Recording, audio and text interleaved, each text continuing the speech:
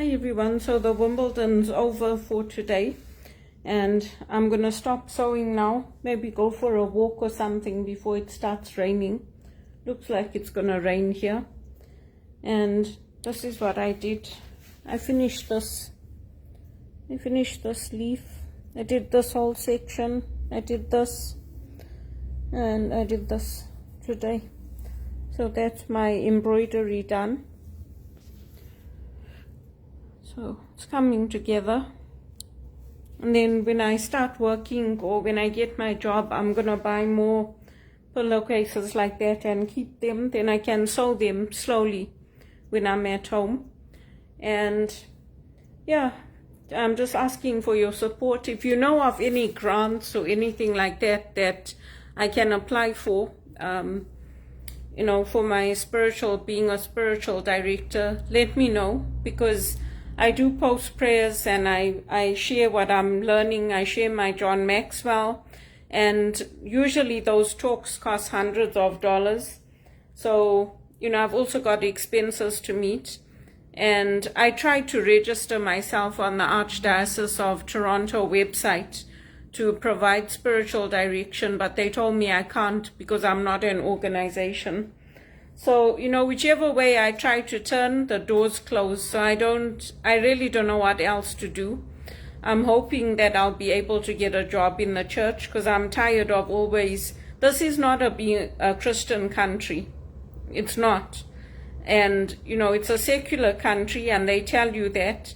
There's a booklet that they send you before you come to Canada to read. And it's not a Christian country. If this was a Christian country, we would always get our religious holidays off. We would get accommodation for our health. It wouldn't be like, well, that's the business need and you just have to do it, and if you can't do it, we're laying you off. So it's not a Catholic country. It's not a Christian country. When we grew up in Zimbabwe, we had very powerful Catholic values in place. And so I'm just asking for help. If you know of any organizations or anyone who's generous who wants to help me, because the reality is that a lot of jobs have gone away and they may not be coming back, and I want a job in the church. That's what I want. So keep praying for me, and whatever I do for the African leaders, I'm doing it because when things were good in Africa, they were very, very good. After independence in Zimbabwe, those first years when we got independence in South Africa, things were good. But what did the IMF do? They came in and brought in their economic reform policies. They told the black leaders, implement them, they will be good for you, and they turned out to be the exact opposite. So, whatever I do whatever I can, and this is not affiliated with the one campaign. This is personal. This is me doing it on my own. And for years, I kept it going until we got that money for the farms for Zimbabwe. And now I'm going to do it for the African leaders to get a seat at the UN table. Because they're too nice. That's the problem. And then when all the land grabs and everything start happening, we are getting hurt here in Canada. The Indian community, the colored community, the black community, everybody was united in Zimbabwe.